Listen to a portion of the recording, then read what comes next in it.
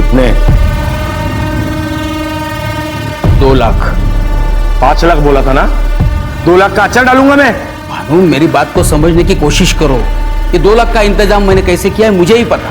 कान खोल के सुन ले, 5 लाख से 1 रुपया भी कम नहीं लूंगा। तुमको ना तेरे खिलाफ मैं पुलिस में केस करूंगा, धोखेधड़ी का, जेल में जाएगा, समझा? 5 लाख। भानु, भानु। बाबा, मेरी बात।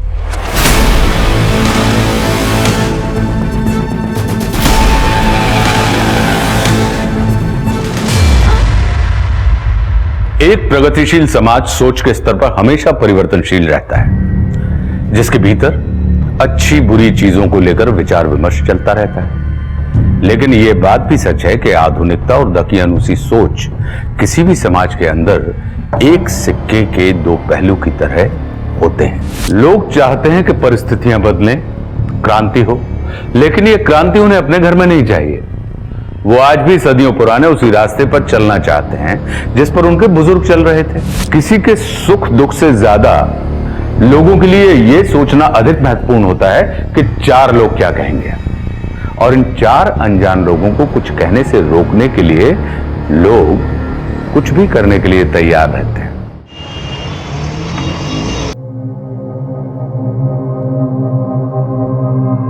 अजीब आदमी है यार तू पृथ्वी। कल शादी है तेरी, 11 बज रहे हैं और तू ऑफिस में बैठा हुआ है। यार मेहता बिल्डर्स की मुंबई टाउनशिप का टेंडर भरने का आज आखिरी डे है। अब 11 बजे 12 काम खत्म करके ही घर जाऊंगा। तू एक काम कर, मुझे कोटेशन मत, मैं भेज दूंगा तेरा टेंडर मेहता को। मेरी तरफ से गिफ्ट समझ लियो, तेरी और स्वास्थ्य की शादी के लिए। ओके।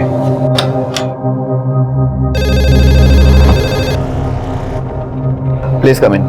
जी सर। ये देख, मेहता की आईडी है, इसका पीडीएफ को तो टाइम पे send. Yes sir. Atharva sir को बोलो कि हम निकल रहे हैं। प्लीज आप खुद ही बोल दीजिए ना उनको।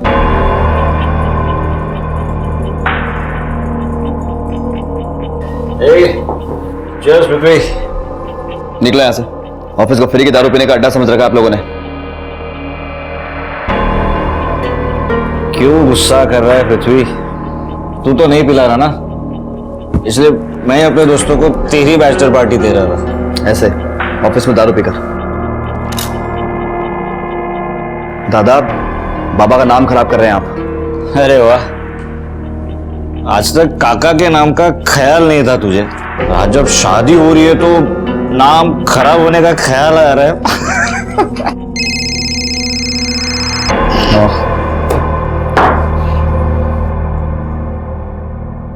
हाँ स्वास्तिका, अभी तक शादी भी नहीं हुई हमारी और आप ऐसे इग्नोर कर रहे हो मुझे। इतना क्या बिजी थे? जरा भी याद नहीं आई मेरी पूरा दिन, एक भी कॉल नहीं किया। नहीं ऐसा नहीं है, एक्चुअली क्या ना, ऑफिस में काफी काम था मुझे। ऐसा कौन सा जरूरी काम था? और अगर काम था भी तो अथर्व दादा कर लेते, नवाब कर लेता। पीने देना यार। स्वास्तिका, काफी लेट हो गया है, ऐसा करो तुम सो जाओ, वरना कल मंडप में अगर दुल्हन थकी हुई लगेगी तो लोग बातें करेंगे। Good night. Good night. Good night.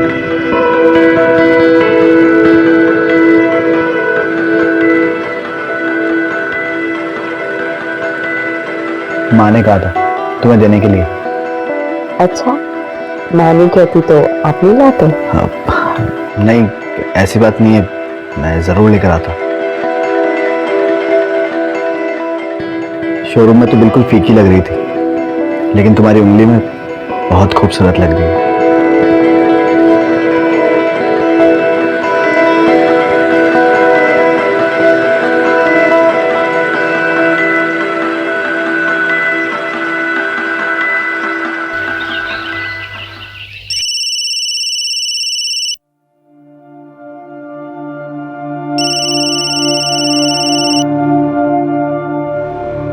हाँ नवाब बोल। तेरे वेडिंग गिफ्ट का अप्रूवल आ गया है। बस एक प्रॉब्लम है यार, गिफ्ट लेने मुंबई जाना पड़ेगा। अरे मेहता मिलना चाहता है हम लोगों से। मैं आता हूं। चल ठीक है।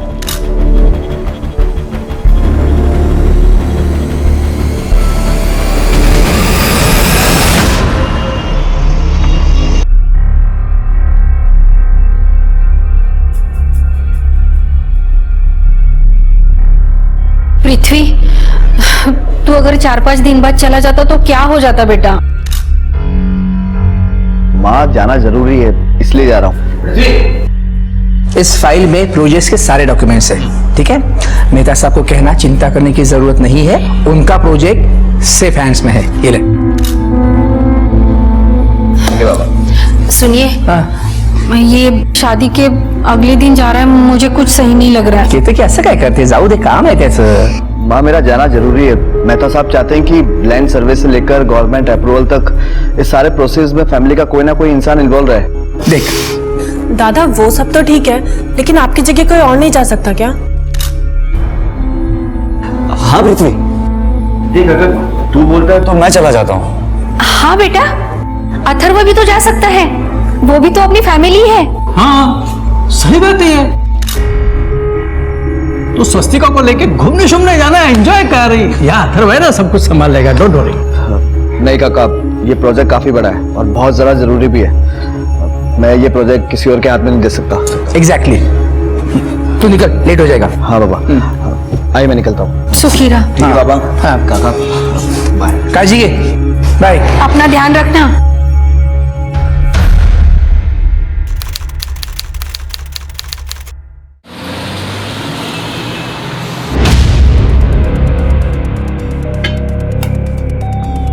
क्या बोला शिंदे? गवर्नमेंट ने नेक्स्ट महीने से काम स्टार्ट करने की परमिशन दे दी है। आई नो, मुझे पता था। राहुल, सबको ड्रिंक से। Yes yes.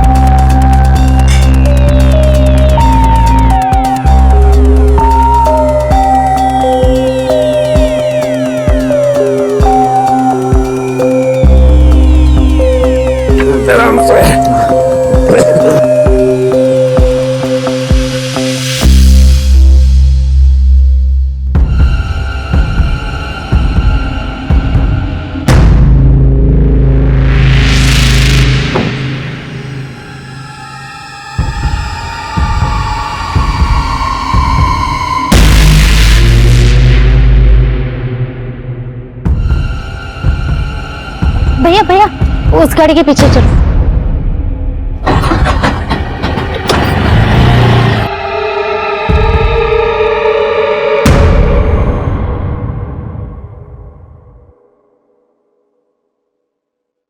ए पृथ्वी, फोन क्यों नहीं उठा रहा तू?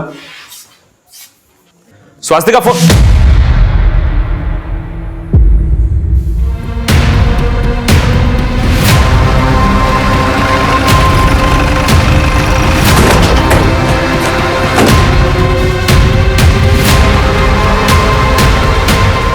सर ये मेरा दोस्त पृथ्वी देशमुख,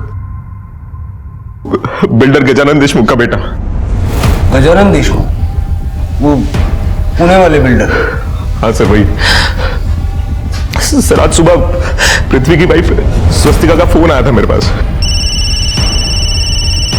कि उसने इसे फोन किया होगा, इसने फोन नहीं उठाया होगा, तो उसने मुझे फोन किया सर। मैं यहाँ आया तो सर ये देखिए, शायद किसी चाकू से मारा।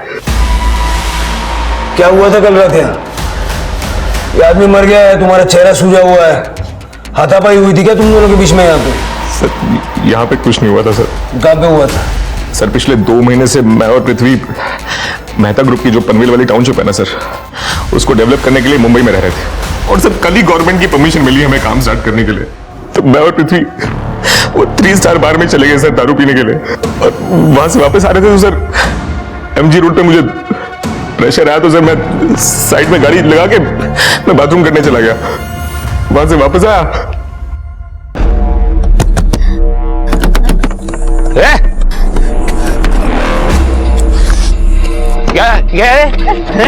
क्या कर रही है? कौन है तू? कौन है? गाड़ी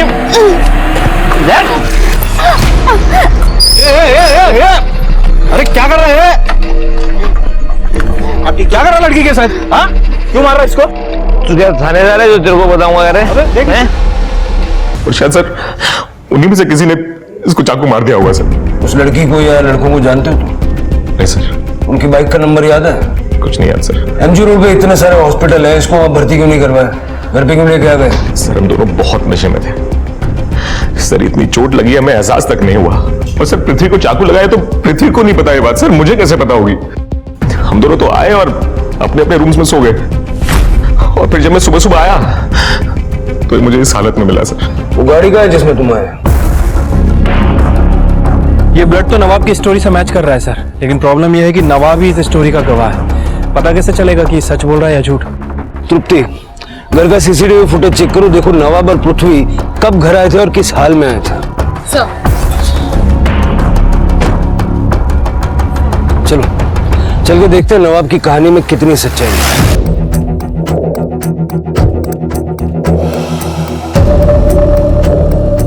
शिरके, ये जगह तो काफी सुनसान है। अगर नवाब जो कहानी सुना रहा है उसमें सच्चाई है तो हो सकता है कि इस एरिया में कोई गैंग एक्टिव हो जो लूटमार के लिए लोगों को टारगेट करता है। एरिया के हिस्ट्री शीटर्स को राउंड अप करो और पूछताछ करो। ठीक है सर एक मिनट। हाँ तृप्ति, सर घर की सीसीटीवी फुटेज में रात को 1:30 बजे कार एंटर होते हुए तो दिखाई दे रही है, मगर कैमरा में नवाब और पृथ्वी का उतरना कैप्चर नहीं हो पाया है। सर तृप्ति का कहना है कि घर के सीसीटीवी फुटेज में पृथ्वी और नवाब गाड़ी से उतरते हुए दिखे नहीं। सर अब पता लगाना काफी मुश्किल है कि उनके साथ कोई था या फिर वो दोनों अकेले थे। मुझे तो लग रहा है कि नवाब हमें मिलकर बेवकूफ बना रहा है, क्योंकि इसके दोस्त को चाकू लग गया, उसकी मौत हो गई और इसे खबर भी नहीं हुई। पता करो पृथ्वी की मौत से नवाब को क्या फायदा है। और ये 3 स्टार बार में पता करो कि ये दोनों वाकई में वहां थे या नहीं थे। और ये मेहता ग्रुप के टाउनशिप के प्रोजेक्ट की सारी डिटेल्स लो। इतना बड़ा प्रोजेक्ट मिला था पृथ्वी को और उसी रात उसका मर्डर भी हो गया। प्रोफेशनल राइवलरी भी हो सकती है इस मर्डर के पीछे। ठीक है सर। गजानन जी, अगर मैं सही हूं तो शादी के अगले दिन ही पृथ्वी पुणे से मुंबई आ गया था और फिर वो वापस घर गया ही नहीं। हाँ सर, पृथ्वी बहुत बिजी था, इसीलिए नहीं आ पाया। स्वस्तिका जी, आप तो अपने पति से मिलने के लिए आई होंगी ना मुंबई? नहीं सर। आपके और आपके पति में रिलेशन कैसे? मतलब रिलेशन कैसे थे? आपसे प्यार करते थे? ये क्या बेहुदा सवाल है इंस्पेक्टर? बेहुदा नहीं है, बेहद जरूरी सवाल है। आप रहते हैं 150 किलोमीटर दूर और नई नई शादी होने के बावजूद न पृथ्वी अपनी पत्नी से मिलने पुणे गया और ना ही स्वस्तिका जी अपने हस्बैंड से मिलने के लिए मुंबई आई। नवाब का कहना है कि कल रात क्राइम सीन पे एक लड़की थी। अब हमारे लिए ये जानना जरूरी है कि पृथ्वी का यहाँ पर किसी से कोई अफेयर तो नहीं था? सर, पृथ्वी बहुत अच्छे थे, उनका किसी भी लड़की के साथ कोई अफेयर नहीं था। और रही बात घर आने की, उन्होंने मुझसे फोन पर खुद कहा था कि वो 3-4 दिन में घर आने वाले हैं। देखिए इंस्पेक्टर साहब, ये सिर्फ फालतू सवाल पूछने में समय बर्बाद मत कीजिए। जाकर उस नवाब को पकड़िए, उसी ने मेरे बेटे को मारा है और ये कहानियां बना रहा है।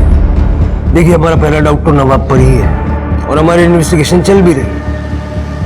लेकिन आप लोग बताएं या ना बताएं, हम लोग इतना जान गए हैं कि आपके घर परिवार में भी सब कुछ ठीक नहीं था, और खास करके आपकी बहू और आपके बेटे के बीच।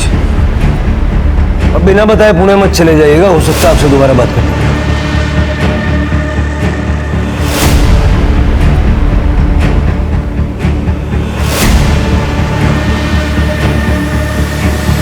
जिस थाली में खाया उसी ने छेद कर रहा है। कल आप पुलिस वालों की बातों में मत आइए। पृथ्वी भाई जैसा था मेरा, और आप खुद सोचिए मैं क्यों मारूंगा पृथ्वी को? अच्छा ये बता, पुलिस वाले कह रहे थे कि कल वहां पर एक लड़की थी, कौन थी वो लड़की? पता कौन थी वो लड़की? वही लड़की थी, वही। लेकिन मैंने पुलिस वालों को कुछ नहीं बताया।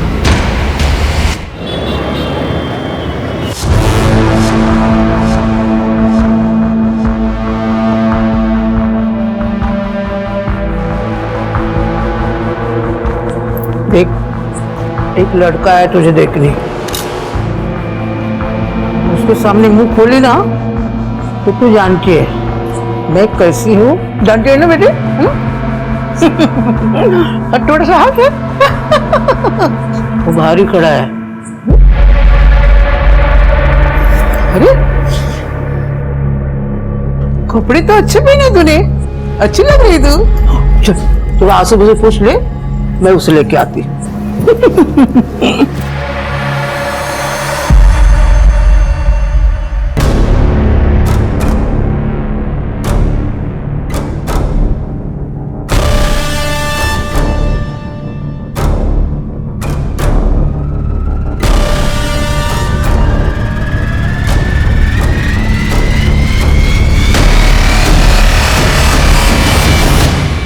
सर, पृथ्वी की पोस्टमार्टम रिपोर्ट के मुताबिक उसे किसी बड़े चाकू से स्टैब किया गया था और पृथ्वी की बॉडी में इतना अल्कोहल मिला है कि उसे अंदाजा ही नहीं लगा कि उसे स्टैब किया गया है और लगातार ब्लड लॉस की वजह से 4-5 घंटे में उसकी मौत हो गई सर, सुबह 4 से 5 बजे के बीच में। दुश्मनी का कोई एंगल? सर, मैंने फैमिली और बिजनेस की डिटेल्स निकलवाई है, लेकिन अभी तक तो कुछ सामने नहीं आया है। सर, मैंने 3 स्टार बार में चेक किया है। पृथ्वी और नवाब रात के 12 बजे तक उसी बार में थे। पृथ्वी के कॉल रिकॉर्ड भी चेक किए सर, कुछ सस्पिशियस नहीं मिला है। लेकिन पृथ्वी की वाइफ, उसके रिकॉर्ड में कुछ गड़बड़ लग रहा है सर। इसकी वाइफ पिछले 2 महीने से नवाब के टच में थी और इसकी वाइफ ने हमें झूठा बयान भी दिया था। 10 तारीख को उसने पृथ्वी को कॉल नहीं किया था, बल्कि नवाब को कॉल किया था। यानी डाउट हमें पृथ्वी पर था और अफेयर वाली खिचड़ी स्वस्तिका और नवाब के बीच पकड़ी। सर, ये हरिओम जोशी, इनके पास पृथ्वी मर्डर केस के बारे में कुछ इंफॉर्मेशन है। बताओ, क्या बताना?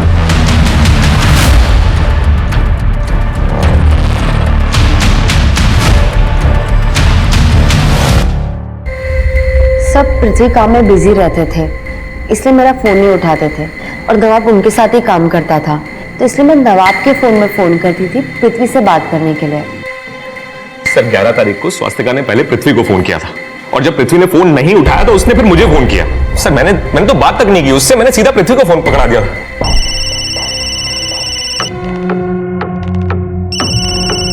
यार पृथ्वी, 2 मिनट लगते हैं फोन उठाने में। तू स्वास्तिका का फोन नहीं उठाता और मुझे फोन करती। बात कर, अरे बात कर यार। घर आने की बात तो छोड़ो, तुम्हारे पति ने शादी के 2 महीने में तुम्हें फोन करना बंद कर दिया था। चल क्या रहा था तुम दोनों के बीच में? वो मैं बताता हूँ। पृथ्वी ने तुमसे शादी तो की, लेकिन तुम्हें वक्त नहीं दिया। तुम्हें वक्त दिया नवाब ने। अब पृथ्वी ठहरा इतने बड़े खानदान का लड़का, उसकी जायदाद को तुम इस तरह तो छोड़ नहीं सकती। तो तुमने नवाब के साथ मिलकर पृथ्वी को रास्ते से हटा दिया। अब पृथ्वी की विडो होने के कारण उसकी सारी जायदाद तुम्हारी हो गई और साथ ही साथ नवाब का प्यार भी मिल गया। उस रात तेरे पे और पृथ्वी पे हमला हुआ था, ये तो सच है। सबूत मिला है हमको। एक आदमी की बाइक पंक्चर हो गई थी, वहां खड़ा हुआ था, उसने एक वीडियो बनाई है।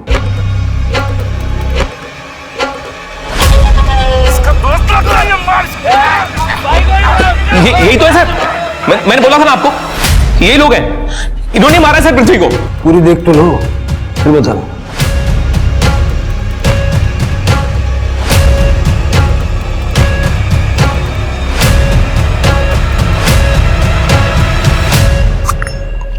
नाथ भाग, नाथ भाग। नाज कौन है? वही लड़की? मुझे क्या पता सर कौन है नाज, पर मैंने आप लोगों से कहा था ना सर कि वो लड़के आए थे, मारपीट हुई थी। आप मेरी बात ही नहीं मान रहे थे, देख लो सर। इसलिए नहीं मान रहे थे क्योंकि तू झूठ बोल रहा है। जिसने ये वीडियो बनाई ना, उसने एक और वीडियो बनाई। जब 10 मिनट बाद तुम वापस आए।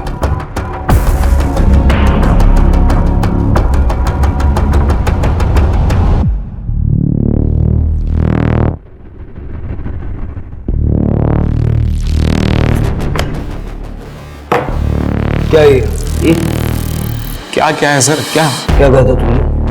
पृथ्वी को गाड़ी में लेके तुम घर पहुंचे थे। सर देखिए, ये बात सुनने में बहुत अजीब लगेगी आपको, लेकिन सर इतना ज्यादा नशा हो रखा था कि मुझे याद भी नहीं था कि मैं और पृथ्वी उन लड़कों से बच के भागे वहां से। और सर जब मैं वापस आया ना, तो पृथ्वी वहां था ही नहीं। फिर मैं पृथ्वी को ढूंढता हुआ आगे निकल गया, तो सर पृथ्वी आगे रोड पे पड़ा हुआ मिला था मुझे।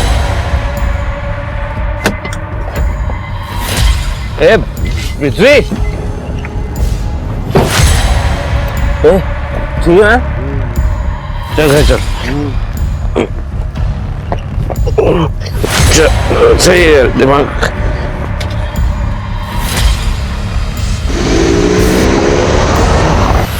नवाब, पहले तूने कोई और ही कहानी सुनाई थी। सर वो वीडियो देख ली तो कहानी बदल दी। सर एक बार मेरी बात सुन लीजिए एक बार। सर देखिए, मैं सच कह रहा हूं सर मुझे नहीं पता था कि कोई वीडियो बना रहा है हमारा, और अगर मुझे पृथ्वी को मारना होता सर तो वही मार देता ना। इतना नाटक क्यों करता आप लोगों के सामने? सर मैं सच बोल रहा हूं, मुझे नशे की वजह से याद भी नहीं था कि मैंने पृथ्वी को कहीं और से पिक किया है। सच बोल रहा हूं सर। तेरे पीछे गए हुए लड़के तुरंत गाड़ी के पास आए थे। हाँ।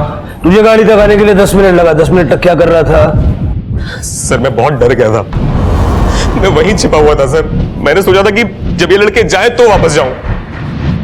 नहीं मारा सर, नहीं मारा है सर। इधर से ही पिक किया था सर पृथ्वी को मैंने।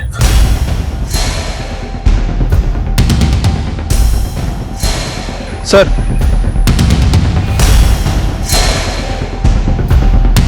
ब्लड है लेकिन सूख चुका है।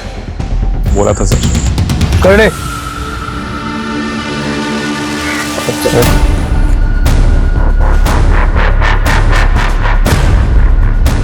सिर्फ फॉरेंसिक को बुलवा लो, देखो ये खून पृथ्वी के खून से मैच करता है क्या। सर आसपास काफी झाड़ियां हैं और वैसे भी ये नवाब हमले के वक्त 10 मिनट तक गायब था। कहीं ऐसा तो नहीं कि नवाब, वो तीनों लड़के और ये नाज ये आपस में मिली हो सकता है कि इनकी प्लानिंग पहले से ही हो गई।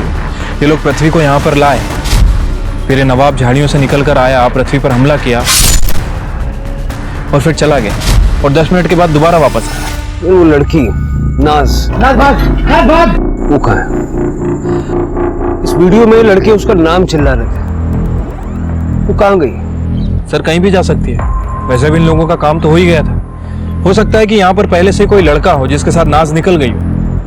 नाज यही थी, अदरवाइज वो लड़की उसका नाम क्यों चिल्ला? नाज बस उस वीडियो के फ्रेम के बाहर थी। नाज भाग। तृप्ति को फैमिली से कुछ पता चला नाज के बारे में? नहीं सर, फैमिली का कहना है कि वो किसी नाज को नहीं जानते। इस सड़क से कनेक्टेड जितनी भी सड़कें सबका सीसीटीवी फुटेज चेक करो। ठीक है सर। सर एक हाँ तृप्ति। सर वो बाइक ट्रेस हो गई है। सर मैं तो अपने रास्ते घर जा रहा था, देखा तो ये लोग मारपीट कर रहा था आदमी से, पूछा तो बोले लड़के को छेड़ रहा था, तो उस चक्कर में सर 1-2 हाथ मैंने ही मार दिया।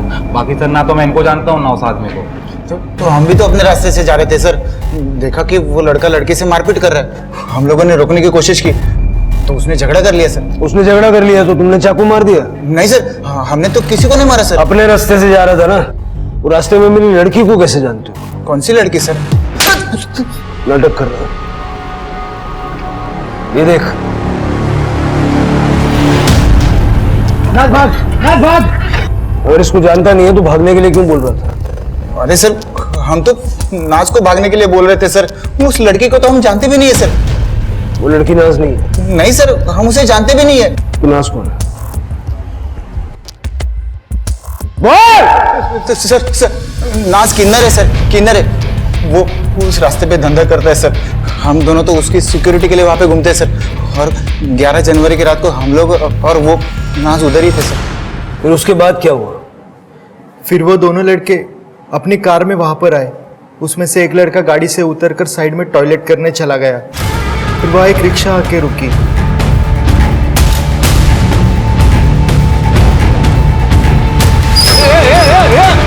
अरे क्या कर रहे हैं?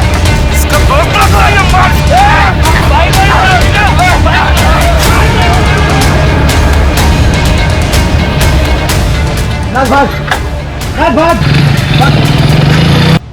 लेकिन तुम क्यों भागे? सब समाज सेवा थोड़ी कर रही थी। पुलिस का मामला हो जाता तो लेने के देने पड़ जाते। वो लड़की आई थी ऑटो में? हाँ, कार के पीछे पीछे ही आई थी। शिल्पी अपने पास 3 स्टार बार का सीसीटीवी फुटेज है ना?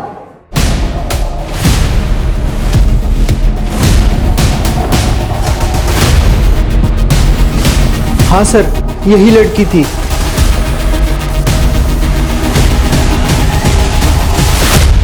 शिरके, इस ऑटो वाले को ढूंढो और उससे पता करो ये लड़की को कहां से बिठा के लाया था। सर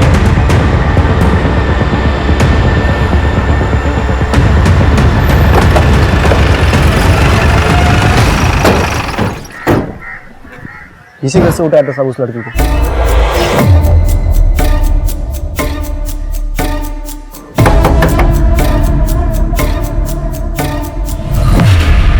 बाबा तोड़।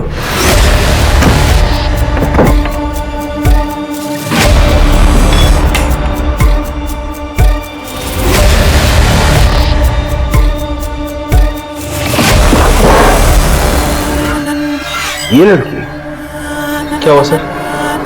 ये मैं जानता हूं इसे, पूर्वी नाम है इसका। उस लड़की का भी मर्डर किया जा चुका था और पोस्टमार्टम रिपोर्ट के हिसाब से पूर्वी की मौत का वक्त पृथ्वी के ऊपर हमला किए जाने के वक्त के आसपास ही था।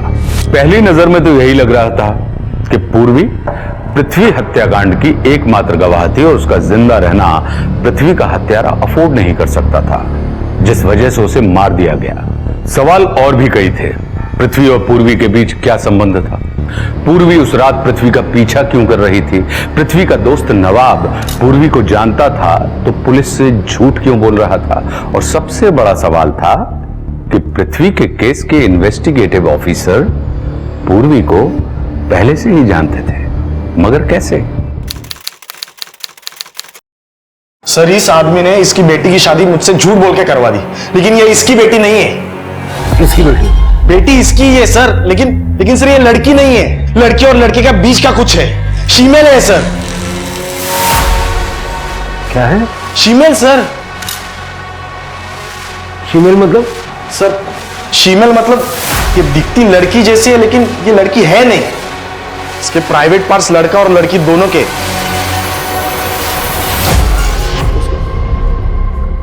सर, ये 2 फोन्स मिले। लैब में भिजवा। Yes sir. सर, ये अभय पटेल जी, इस बंगले के मालिक, इधर पास में ही रहते हैं। अभय पटेल जी, आपके घर में लड़की की लाश चल रही थी, आपको कुछ पता नहीं? नहीं सर, मुझे इस बारे में कुछ नहीं पता। एक्चुअली मैं आज सुबह ही लौटा हूँ, बिजनेस के सिलसिले में नासिक गया हुआ था मैं। और ये लड़की सर पूर्वी है, यही हमारे यहाँ रेंट पर रहती थी। इसे जानते हैं? जी सर, ये तो पृथ्वी है, इसीलिए 10 महीने पहले इस घर को किराए पर लिया था, इसी लड़की के लिए। आइए, ये रहा आपका घर और ये इसका रेंट एग्रीमेंट। पृथ्वी और पूर्वी के बीच क्या रिलेशन था? सर, पृथ्वी ने मुझे बताया था कि ये दोनों आपस में दोस्त हैं। मुझे इन दोनों के रिलेशनशिप के बारे में बस इतना ही पता है, बाकी आप पृथ्वी से पूछ लीजिए ना। पृथ्वी का फ्राइडे सैटरडे की नाइट को मर्डर हो चुका। फ्राइडे को मैं नासिक के लिए जब निकल रहा था तो 2 आदमी को पूर्वी के साथ बात करते हुए देखा था। आज समझाने आया हूँ, समझ जाओ तो ठीक है, नहीं तो समझाने के और तरीके अपनाएंगे ना तो बहुत तकलीफ होगी तुम्हें, समझ गई? उन आदमियों को पहचानते हैं? एक्चुअली सर, मैंने उन दोनों को साइड से देखा था, उनका पूरा फेस नहीं देख पाया था मैं। पूर्वी का नंबर डायल करिए।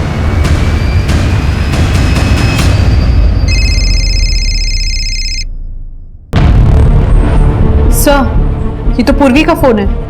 ये दूसरा फोन किसका है? इस दूसरे नंबर के बारे में मुझे कुछ भी नहीं पता।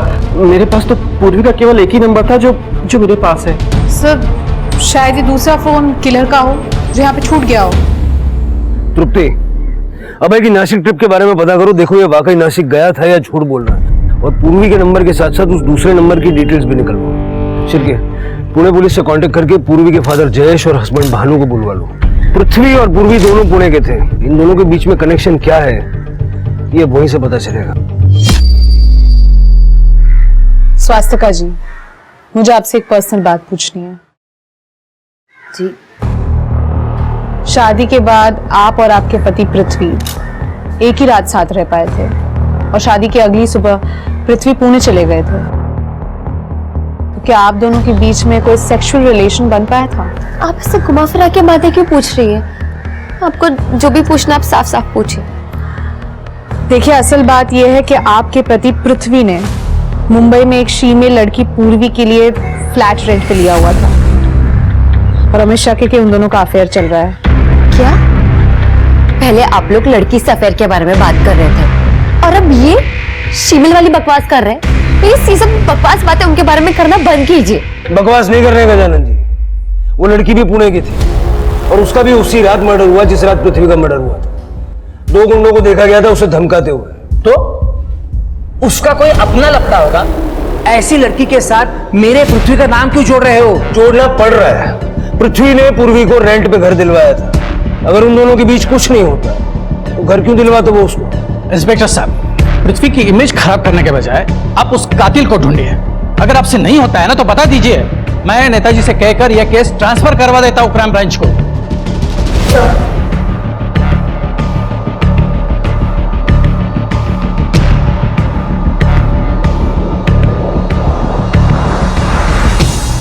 जी जी बताता हूं। हाँ गजानन, वो मेहता के ऑफिस से फोन था, पूछ रहा था कि उस प्रोजेक्ट का क्या करना है? मतलब अगर हम लोग नहीं कर रहे हैं तो क्या वो अथर्व होगा? मेहता को जाकर कह दो दिस प्रोजेक्ट इज ऑन, और कल से तुम ऑफिस जाओगे। ये प्रोजेक्ट अब तुम संभालोगे। होगा।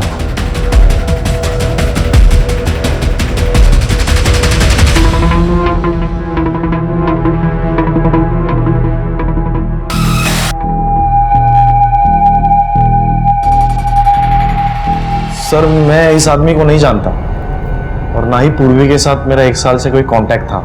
मेरा इन लोगों के साथ समझौता हो गया था 5 लाख रुपए में, तो इसलिए मैं इनके साथ भी कांटेक्ट में नहीं था। हाँ सर, 5 लाख रुपए देकर केस वापस तो लिया था, लेकिन समाज में बहुत बदनामी हो गई थी पूर्वी की। गांव वाले हंसते थे उसके ऊपर, इसलिए वो घर छोड़कर भाग गए। तो ढूंढा नहीं उसे? क्या ढूंढता सर, गांव में बेइज्जती और शर्म के अलावा कुछ बचा ही नहीं था। और सच बताओ सर, मैं तंग आ गया था। मैंने भी उसे नहीं ढूंढा और ना ही उसने मुझे कांटेक्ट किया। सर, पूर्वी के घर पे मिले दूसरे फोन की डिटेल्स आ गई है। वो नंबर किसी और का नहीं बल्कि पृथ्वी का था, और उस नंबर से पृथ्वी ने सिर्फ पूर्वी को कॉल्स किए थे और किसी को नहीं, और ना ही पूर्वी के अलावा किसी और के कॉल्स उस नंबर पे आए थे। मतलब पृथ्वी ने पूर्वी से बात करने के लिए ये नंबर एक्सक्लूसिव रखा हुआ था, लेकिन क्यों? सर, ये नवाब के कॉल रिकॉर्ड्स है। इस बारे में शायद नवाब हमें कुछ बता सके। तू तो कह रहा था कि तू पूर्वी को जानता ही नहीं, लेकिन तेरे मोबाइल का लोकेशन बार बार पूर्वी के घर पे कैसे? सर वो पृथ्वी के साथ जाता था नवाब पे, वो मिलता था पूर्वी से। अरे सर, तो ये बात पहले क्यों नहीं बताई? सर खुद को बचाने के लिए नहीं बताया, मैं बताता तो फंस जाता। अरे क्यों फंस जाता? हाँ? बोल कितना है इसका? 1 लाख। हाँ? 1 लाख? मैंने अम्मा जी से खरीदा था पूर्वी को, और जब सब पृथ्वी को ये बात पता चली तो पागल है क्या तुम? हाँ? क्यों लेकर आया इसको? जेल जाना है क्या? वापस छोड़ कर आ, जहां से लेकर आया वापस छोड़ कर आ। लेके जाओ। साहब मुझे नहीं जाना साहब, मेरा बाप मुझे फिर से बेच देगा।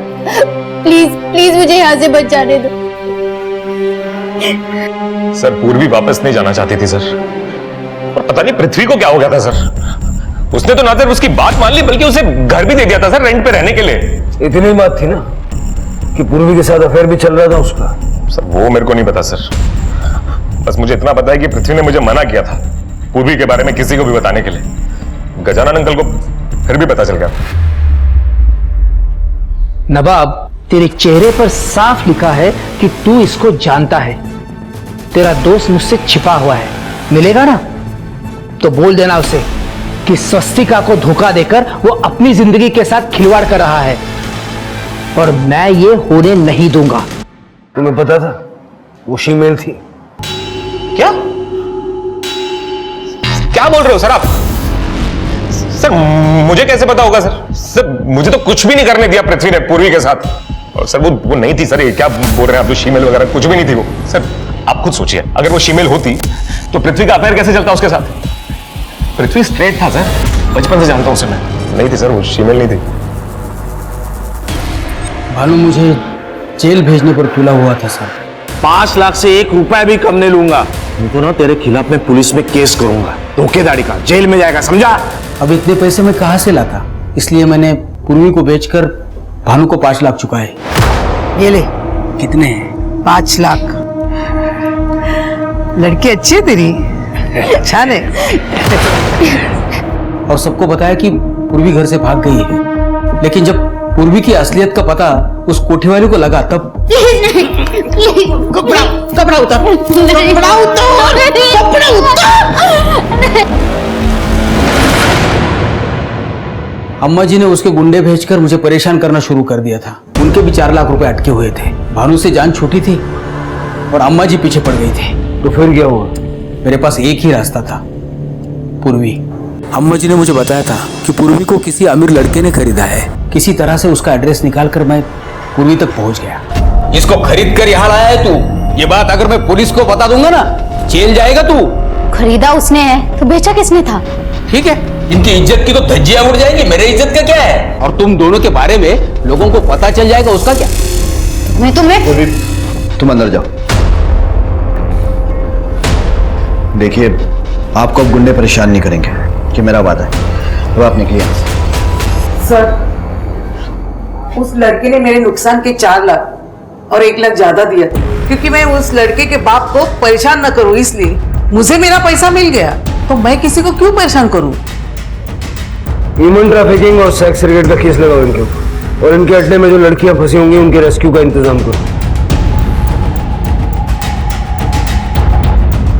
स्वास्तिका, नवाब और पृथ्वी के पेरेंट्स, सर सभी का यही कहना है कि पृथ्वी एकदम स्ट्रेट था, उसका पूर्वी के साथ कोई भी अफेयर नहीं था। ये सारी बातें फर्जी है। हाँ, लेकिन ये बात सच है कि वो पूर्वी को प्रोटेक्ट कर रहा था। लेकिन सर ये बात पृथ्वी अपने पेरेंट्स, अपने रिलेटिव्स, अपनी हाई क्लास सोसाइटी को कैसे समझाता कि वो पूर्वी जैसे फीमेल को सिर्फ प्रोटेक्ट कर रहा था, उसका उसके साथ कोई अफेयर नहीं था? पॉइंट है तृप्ति, इतने बड़े लोग हैं, अरबों खरबों का व्यापार है, इनके लिए इनकी इमेज सबसे ज्यादा इंपॉर्टेंट होती है। और नवाब ने कहा कि गजानन को पूर्वी के बारे में पता चल गया था और वो नाराज भी था। हो सकता है कि उसी ने मरवा दिया हो। सर पृथ्वी दादा पूर्वी को 1 साल से जानते थे, उससे प्यार भी करते थे और शादी भी करना चाहते थे, लेकिन पूर्वी उनसे शादी नहीं करना चाहती थी। और दादा ये बात कभी समझे ही नहीं कि ऐसा क्यों। इसलिए एक बार वो मुझे पूर्वी से मिलवाने के लिए लेकर गए। पूर्वी मेरी बात सुनो, मैं तुमसे बहुत प्यार करता हूँ और मैं जानता हूँ कि तुम भी मुझसे प्यार करती हो। मैं तुमसे शादी करना चाहता हूँ पूर्वी, लेकिन तुम मुझसे शादी क्यों नहीं करना चाहती? क्योंकि भगवान ने मुझे शादी के लिए बनाया ही नहीं बन सकती मैं किसी की बीवी। लेकिन क्यों?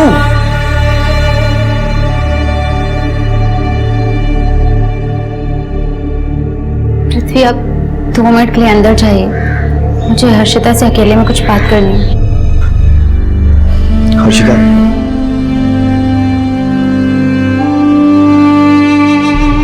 फिर पूर्वी ने मुझे बताया कि वो दादा से शादी क्यों नहीं करना चाहती थी। एक्चुअली पूर्वी कंप्लीटली लड़की थी ही नहीं, और ये सब सुनकर मुझे बहुत गुस्सा आया कि दादा ये सब किन चक्रों में पड़ गए। और गुस्से गुस्से में मैंने अपने मम्मी पापा को बता दिया। पापा ने दादा पर प्रेशर डाला और दादा की शादी स्वास्तिका से करवा दी। दादा शादी करके मुंबई तो वापस आ गए, तब उनको रियलाइज हुआ कि स्वास्तिका से शादी की लेकिन प्यार अभी भी पूर्वी से करते हैं। मैं ना स्वास्तिका को डिवोर्स दे दूंगा और मुझे पूर्वी से शादी करनी है। और जब पापा को इस बारे में पता चला तो पापा बौखला गए। पापा समझ गए थे कि दादा पूर्वी को कभी नहीं छोड़ेंगे। तो इसीलिए उन्होंने मरवाया?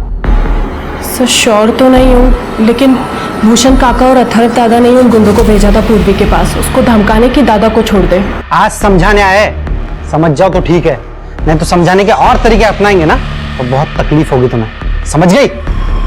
और ये बात मैंने खुद पापा के मुंह से सुनी। तुम बाप बेटे नकारे निकम्मे हो, घंटे लेके तुम्हारे पीछे ना पड़ जाओ ना तो एक काम ढंग से नहीं करते तुम। अरे क्यों नहीं बताओ तो सुन।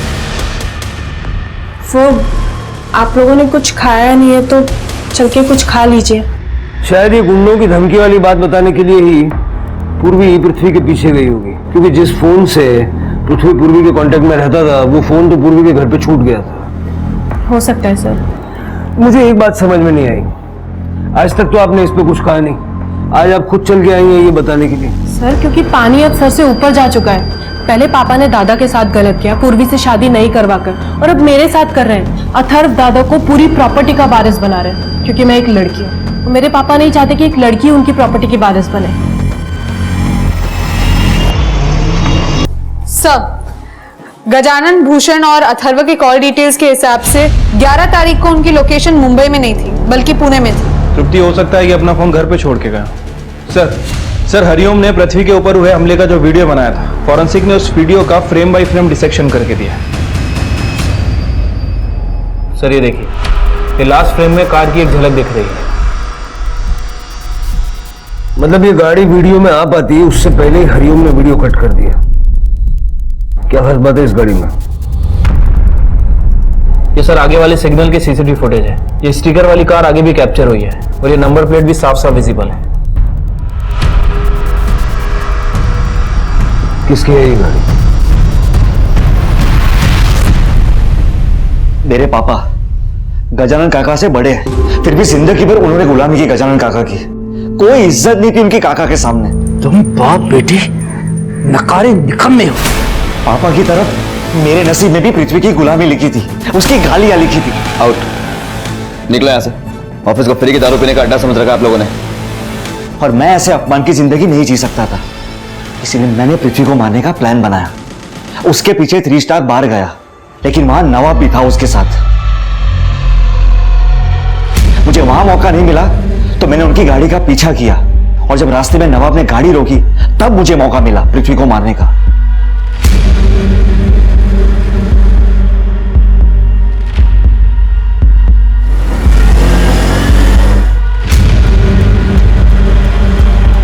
पर मुझे लगा काम नहीं हो पाएगा, लेकिन जब उन लड़कों का पृथ्वी से झगड़ा हुआ तो उनसे बचने के लिए पृथ्वी वहां अकेले भागा, और तब मुझे मौका मिला और मैंने पहले से नशे में डूबे पृथ्वी को मार दिया। चाकू तो मैंने उसको मार दिया था, लेकिन पृथ्वी मरा नहीं। इससे पहले कि मैं उसे जान से मारता वहां पूर्वी आ गई और उसने मुझे पृथ्वी का खून करते हुए देख लिया था। सर, अगर पूर्वी जिंदा रहती तो मैं पकड़ा जाता, इसलिए मैंने पूर्वी का पीछा किया, उसके घर गया। अपनी लालच के चलते अपने भाई को मारा, पूर्वी को मारा। अब अपनी सारी प्रॉपर्टी और अपने सारे पापों का हिसाब जेल में बैठ के करता।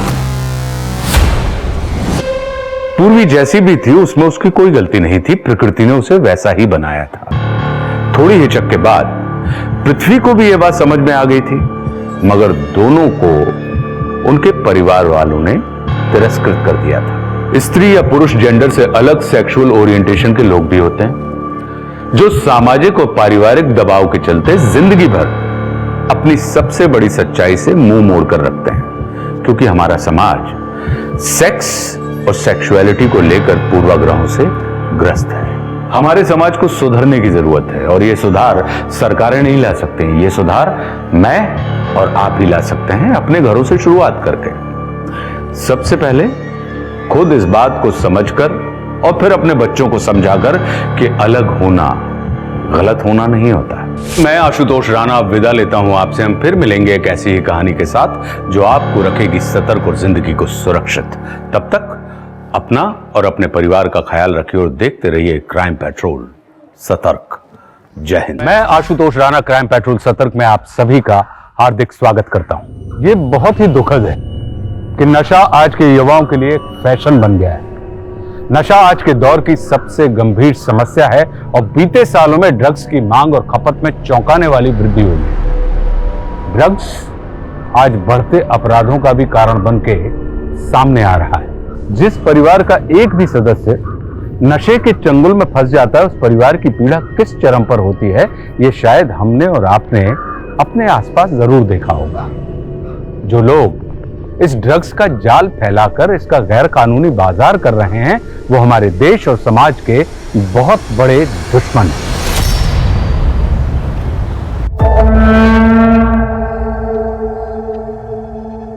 जिंदगी की हताशाएं कभी पीछा नहीं छोड़ती।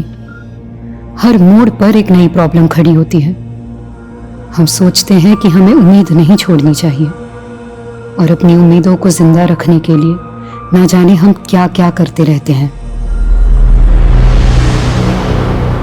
दुआओं में बहुत ताकत होती है। दुआएं पत्थर को भी सोना बना सकती हैं। समझ लो कि इस तावीज में जादू है, और ये जादू तुम्हारे दिल पर ऐसा असर करेगा कि तुम्हारे दिल की हर ख्वाहिश पूरी हो।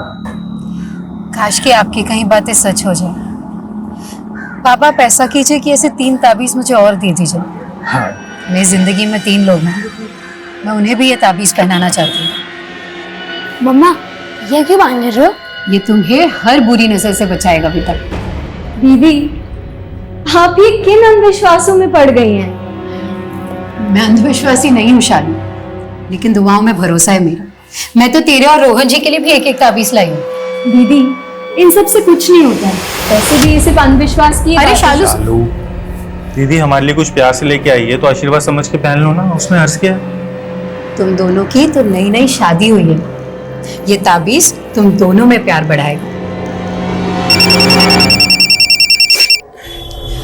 हाँ गुरबंश, मैं निकल चुकी हूँ, तुम्हें कितना टाइम लगेगा?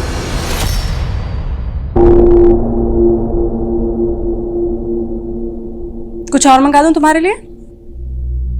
पेरू, तुम कह रहे थे तुम पढ़ना चाहते हो, है ना? हम तुम्हें पढ़ाएंगे, क्योंकि हम जानते हैं वो आदमी गलत है, तुम गलत नहीं हो। उस आदमी के बारे में कुछ बता सकते हो? हम आपको बताए थे ना, हमको नहीं मालूम। हम उस आदमी से एक ही बार मिले थे।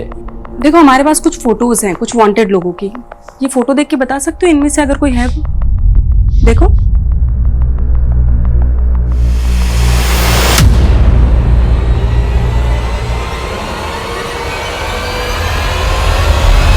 ये तो बबलू है। 7 साल पहले एक ड्रग पेडलर हुआ करता था।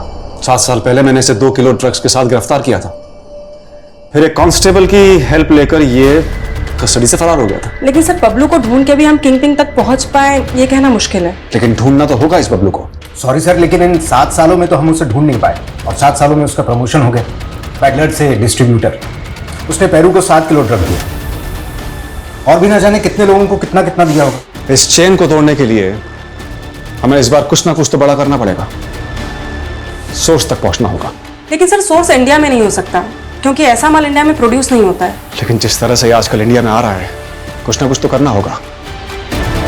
सभी बॉर्डर एरियाज, एयरपोर्ट्स, सी पोर्ट्स पर आने वाली हर शिपमेंट, हर कंटेनर पर बारीकी से नजर रखनी होगी। Got it? सर। सर।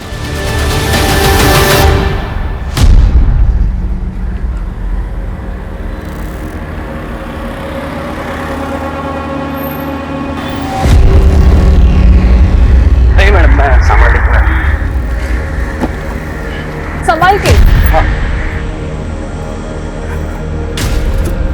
और साहिल भाई, कैसे कट रही है आपकी? दोनों भी खुश तो है ना? उन्होंने जीना आराम कर रखा है मैडम। उन्होंने दोनों सुलग रही है। अब ऐसा क्या हो गया? अब ये ना पूछो कि ऐसा क्या हो गया। आज के टाइम में आदमी एक बीवी को खुश नहीं रख पाता, और मैंने 2 बीवियां रख के खुद के पैर पे कुल्हाड़ी मार ली। ओके, आगे कॉर्नर पे रोक देना, कादम्बरी को पिक करना है।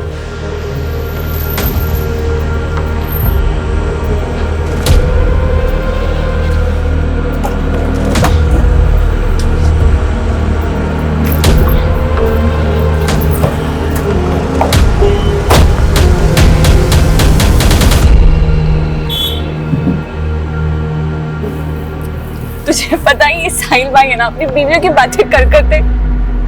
क्या हुआ? इतनी बुझी बुझी क्यों लग रही है? नहीं, कुछ नहीं। कुछ तो है। चल मत बता, अब तू हमारे साथ आ रही है ना, तो पार्टी में एंजॉय करना, ठीक है? मानव कहाँ है? वो पार्टी में कितना मिलेगा?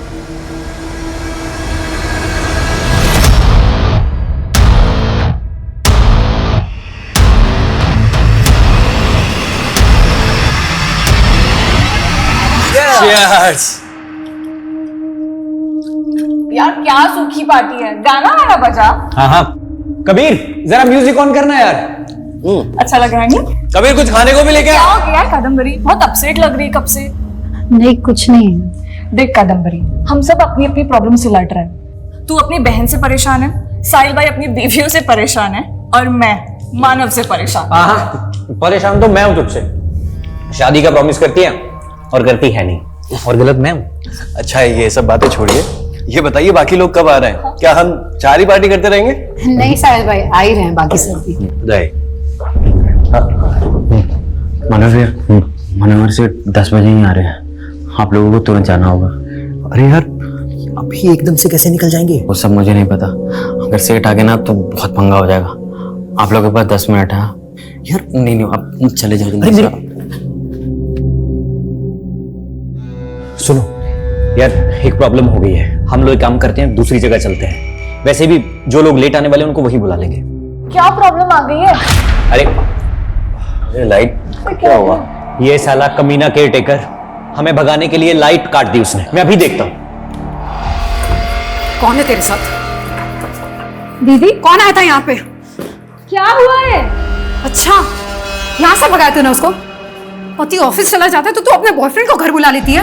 ये क्या बकवास कर रही हो दीदी? रोहन ने ये सब जहर भरा है ना आपके दिमाग में। मैं तुझे अच्छे से जानती हूँ शालू, गलत रोहन नहीं तू है। रोहन क्यों गलत लगेगा आपको? अगर इतना ही पसंद था तो रोहन से आप ही शादी कर लेती ना। बस शालू, अपना किया छुपाने के लिए तो इतना गंदा बोल रही है। गंदी मैं नहीं, गंदी आप हो दीदी। आपका अफेयर चल रहा था ना रोहन के साथ, तभी आपने मेरी शादी रोहन से करा दी ताकि आप अपने प्यार के साथ रह सको और मैं अपने प्यार से दूर हो जाऊं। छी शायद मुझे नहीं चाहिए ऐसी दोगली बहन, और आज के बाद मुझ पर हाथ मत उठाना, समझी? शाल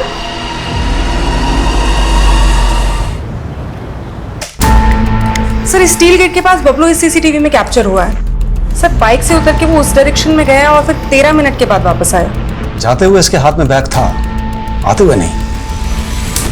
हो सकता है स्टील गेट पर जो डिलीवरी पेरू नहीं कर पाया, उसे डिलीवर करने ये खुद आया। पता चला ये स्टील गेट पर किससे मिला? सर पूछताछ जारी है, लेकिन ये बाइक इस मुकेश यादव के नाम पे रजिस्टर्ड है।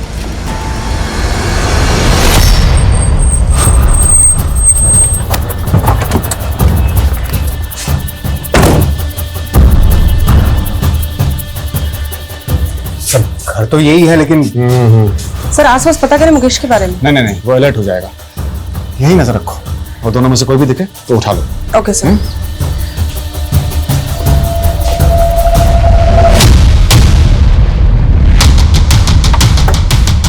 आइए सर, मैंने ही कॉल किया था। ये मेरा फार्म हाउस, मैं यहाँ कभी कभी आता हूँ। आज सुबह जब यहाँ पहुंचा तो 4 लोगों की लाशें मिली। मैंने तुरंत आपको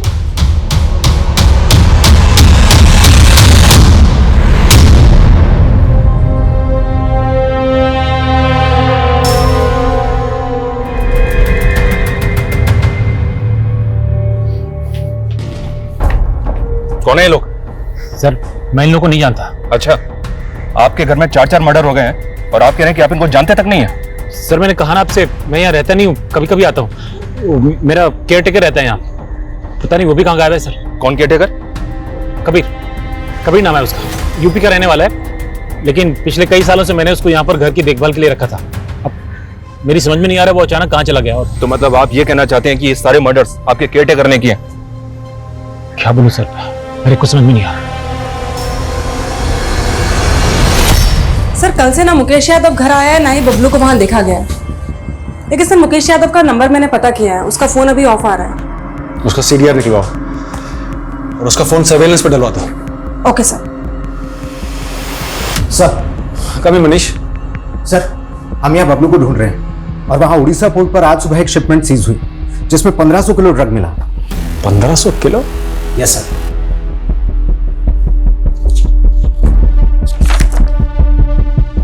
किसकी शिपमेंट है ये?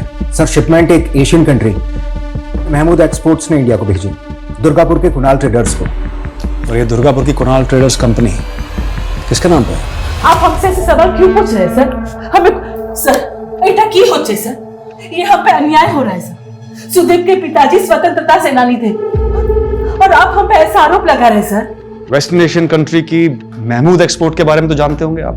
हाँ, वो company raw talcum powder material produce करती है और मैं उस कंपनी के जरिए रॉ टेल्कम पाउडर इंपोर्ट करता हूँ। रॉ टेल्कम पाउडर नहीं, ड्रग्स, और वो भी 1500 किलो। ड्रग्स? नहीं सर, कोई बहुत बड़ी मिस्टेक हुई है। मैंने 1500 KG raw talcum powder material ही मंगवाया था।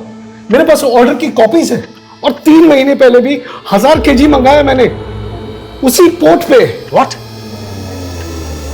हाँ, 3 महीने पहले भी ड्रग्स इंपोर्ट हुए थे इंडिया में। कब से चल रहा है धंधा? सर हमारा यकीन कीजिए, हम कोई गलत धंधा नहीं कर रहे। हमने पता लगाया है, तुम्हारे बेटे का नाम कुणाल है और उसी के नाम पर आपने ये कुणाल ट्रेडिंग कंपनी खोली थी। तुम्हारे साथ ही काम करता था? कहीं ऐसा तो नहीं कि उसने मंगवाई है ड्रग्स? नहीं सर, बिल्कुल नहीं। उसको तो इसके बारे में कुछ पता भी नहीं है सर। 6 महीने से कहाँ गायब है? सर वो कनाडा में है। तो कनाडा में बैठ के करता है ये धंधा? नहीं सर, वो सिर्फ हमसे रूठ के कनाडा चला गया और वहां की एक लड़की से उसने शादी की और हम उस शादी के खिलाफ थे, बस सर। 6 महीने पहले जो 1000 किलो माल मंगवाया था वो कहाँ है? दिल्ली की अलीपुर की एक कंपनी है, तनेजा कंज्यूमर प्रोडक्ट्स, और इस बार भी वो माल इन्हीं को जाने वाला था, उसी पोर्ट से। तो यानी कि इंपोर्टेड माल को रिसीव करने के लिए तुम्हारा भी एक आदमी रहता होगा पोर्ट पे? नहीं सर, तनेजा कंज्यूमर का मैनेजर राजेश पांडे, वो गया था पोर्ट पे माल लेने के लिए। अगर राजेश पांडे मैनेजर है तो तनेजा कंज्यूमर कंपनी का मालिक कौन है? उस कंपनी का मालिक है कुलजीत तनेजा। सर कम सर जिस फार्म हाउस में 4 लाशें मिली थी उसका केयर टेकर अपने नेटिव एड्रेस गोरखपुर में भी नहीं मिला, लेकिन उसके सीडीआर में एक मानव का नंबर है जो कि 4 विक्टिम में से एक है। और सर इस मानव का फोन नंबर ज्योति नगर के एड्रेस पर रजिस्टर्ड है। इस मानव की फैमिली से कांटेक्ट करो, शायद बाकी विक्टिम्स की पहचान भी पता चले। सर और एक विक्टिम की पहचान हुई है। 2 दिन पहले महाविहार थाने में एक कादम्बरी नाम की औरत की मिसिंग कंप्लेंट दर्ज हुई थी। उसकी फोटो एक विक्टिम से मैच हो रही है सर, लेकिन सर उसकी एक छोटी बहन शालू, उसकी भी मिसिंग कंप्लेंट दर्ज हुई थी। शालू, वहां 2 फीमेल डेड बॉडीज मिली थी, कहीं ये दूसरी विक्टिम शालू तो नहीं सर, शालू की फोटो दूसरी विक्टिम से मैच नहीं हो रही है सर। ये देखिए, शालू और कादम्बरी की मिसिंग कंप्लेंट दर्ज किसने करवाई थी? सर शालू के प्रति रोहन गुप्ता ने। हाँ सर, ये कादम्बरी थी। सर कैसे हो गया सर? कादम्बरी के साथ हमें 3 लाशें और मिली हैं। इन्हें जानते हो? सर मैं किसी को नहीं जानता, लेकिन मेरी बीवी कहाँ है सर? शालू का तो अभी तक कुछ पता नहीं चला है, पर तुमने मायापुरी थाने में बताया था कि कादम्बरी और शालू एक साथ गायब हुए थे, और तुमने ये भी कहा था कि दोनों बहनों का झगड़ा हुआ था। हाँ सर, दरअसल शालू का किसी और आदमी के साथ अफेयर था, और यही बात कादम्बरी दी को भी बताई थी। कादम्बरी दी शालू को समझाने गई और उनमें आपस में झगड़ा हो गया। बाद में कादम्बरी दी ने मुझे फोन करके ये बात बताई भी थी सर। मुझे माफ कर दो रोहन, मैं जानती हूँ कि शालू ही गलत है, लेकिन मैं... दीदी आप प्लीज रो मत दीदी, प्लीज। हम लोग मिलते हैं ना, फिर बात करते हैं। उस रात को जब मैं वापस आया तो शालू घर पे नहीं थी सर, उसका नंबर भी नहीं लग रहा था, और कादम्बरी दी का तो उसके बाद पता ही नहीं चला, क्योंकि कादम्बरी की लाश मिली हमें 3 और लाशों के साथ, और तुम्हारी बीवी शालू गायब है। सर मुझे सब में कुछ ना कुछ तो बहुत अजीब लग रहा है सर। तुमने बताया था कि शालू का अफेयर चल रहा है किसी से, किससे अफेयर चल रहा है? सर मैं जानता नहीं हूँ कौन है वो, लेकिन उसका नाम प्रवीण है, क्योंकि शालू के नंबर पे अक्सर प्रवीण नाम के लड़के का फोन आता था। प्रवीण तो... हाँ खान बोलो। What? आसपास अच्छे से चेक करो। जय हिंद सर। सर ये जगह फार्म हाउस से थोड़ी दूर है सर। पहले हमें लग रहा था कि कबीर उन सब में इन्वॉल्व है, लेकिन यहाँ तो इसकी डेड बॉडी मिली और गाड़ी का नंबर प्लेट भी गायब।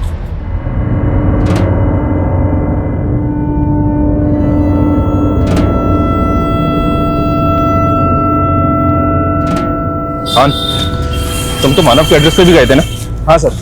सर मानव किराए के घर में अकेले रहता है, काफी पहले उसने वो घर भी छोड़ दिया। अब कहाँ है कुछ पता नहीं, बस इतना पता चला है कि वो मॉडलिंग करता था और मनोहर का वो बंगलो शूटिंग के लिए किराए पर भी दिया जाता है। मानव मॉडल था, और मायापुरी थाने की पुलिस ने बताया था कि कादम्बरी गारमेंट का बिजनेस करती थी। फिर ये बाकी 2 विक्टिम्स कौन है? और ये कादम्बरी की बहन शालू के गायब होने की कहानी भी मुझे अटपटी लग रही है। सर 5 मर्डर हुए, कुछ समझ में नहीं आ रहा कि इन सारे मर्डर का मोटिव एक ही है या फिर किलर सिर्फ किसी एक को मारना चाहता था और बाकी सब उसके शिकार बन गए। खान, इसके लिए हमें विक्टिम की जिंदगी में उतरना होगा। एक काम करो, पता करो ये शालू कहाँ गायब है, और इस गाड़ी के चेसिस नंबर से पता करो कि गाड़ी किसके नाम पे रजिस्टर्ड है। सर मैंने क्या किया सर? तूने झूठ बोला है हमसे। 10 तारीख को तूने अपने बंगलों पे बुला के मैं वो लाशें दिखाई, जबकि 9 तारीख की रात को 12 बजे तक तेरा फोन बंगलों पे एक्टिव था, और अब अपने केयरटेकरों को गायब कर कोई शक जता रहा है। सर मैंने कोई खून नहीं किया है, मैं तो उनको जानता तक नहीं सर। झूठ मत बोल। तू अपना बंगलो किराए पे देता था शूटिंग के लिए, और उन 4 विक्टिम में से एक विक्टिम मानव, वो फिल्म लाइन से जुड़ा था। उसने पहले भी तेरा बंगलो किराए पे लिया था। शूटिंग, बंगले का बुकिंग, वो सब कबीर देखता था सर। मानव को मैं कभी नहीं मिला।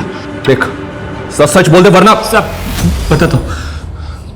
दरअसल उस रात मैं वहां अपनी गर्लफ्रेंड के साथ गया था, और वहां जाके वो लाशें देखी। मेरी पत्नी को पता चल जाता तो बहुत बड़ी प्रॉब्लम हो जाती सर। मधु नाम है ना तेरी गर्लफ्रेंड का? अब उसके घर पे ताला लगा है, उसका फोन भी बंद है। उसको भी गायब किया ना तूने, ताकि तेरा सच सामने ना आ जाए? नहीं सर, मैं सच बता रहा हूं सर। वो दरअसल NRI है, यूरोप में रहती है। उस दिन वो आई थी और अगले दिन उसको जाना था। उसकी टिकट सब कुछ प्री प्लान थी सर।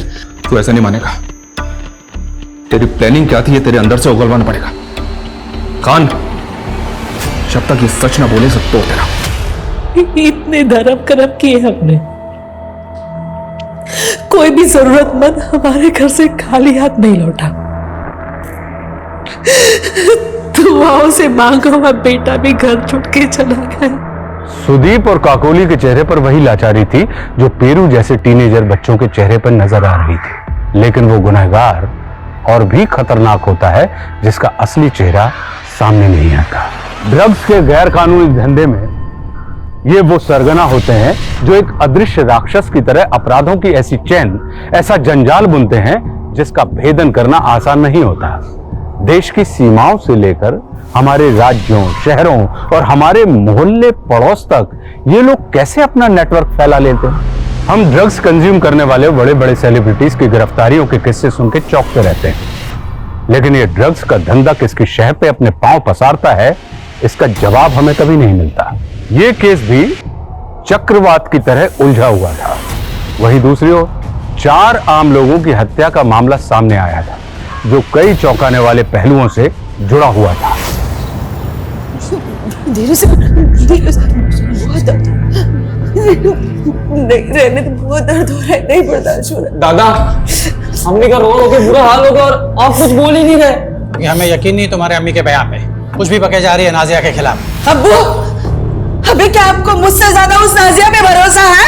जब आपके बेटे ने उस नाजिया के साथ दूसरा निकाह किया तो आपने क्या कहा था कि उसका हक है, और जब नाजिया ने मुझे गुंडों से पिटवाया, इस जायदाद से मेरा पत्ता साफ करना चाहा, तब भी आप उसकी पैरवी करेंगे? दादा, अब बस बहुत हुआ। अगर आपने अभी भी कुछ नहीं कहा तो हम पुलिस के पास जाएंगे।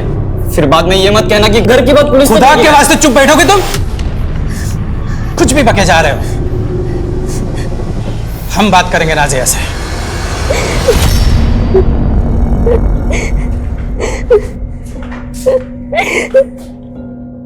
बेटी, अब्बू, अब्बू, ये क्या हालत है?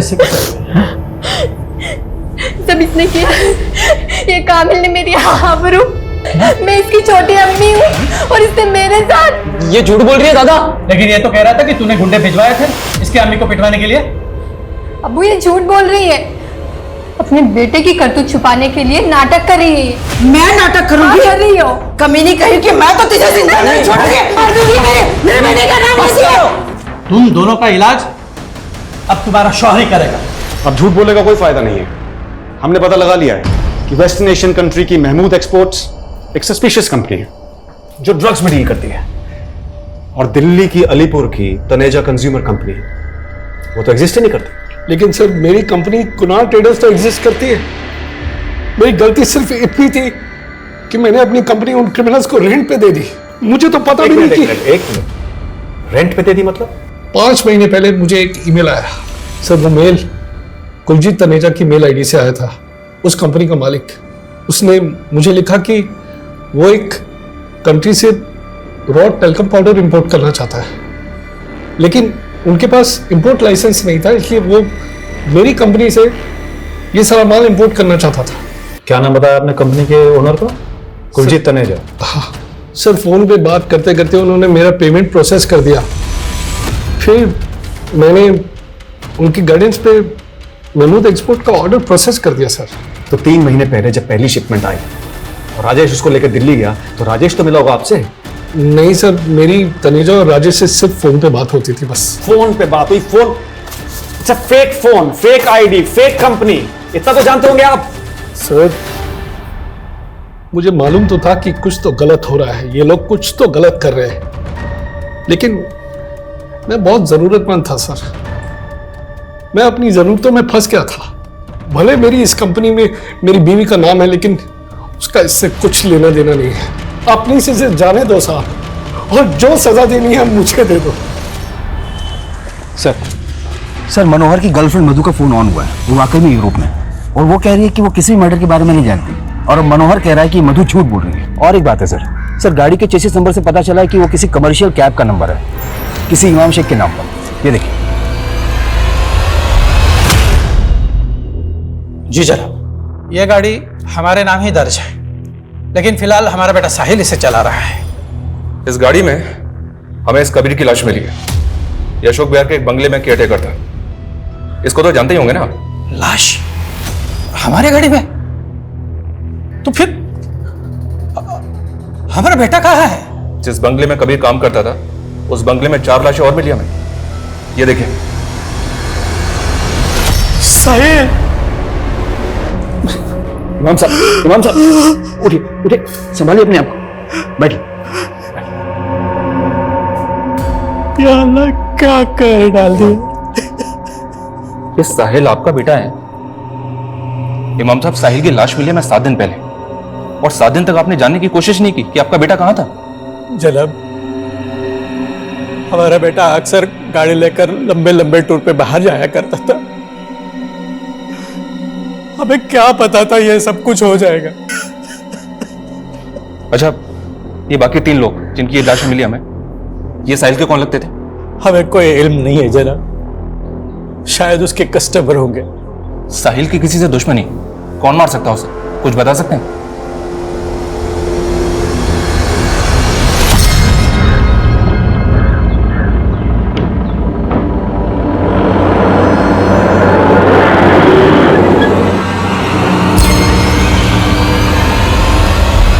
काबिल का है काबिल? अरे मैं उस कमीने को छोड़ूंगा नहीं हाथ में।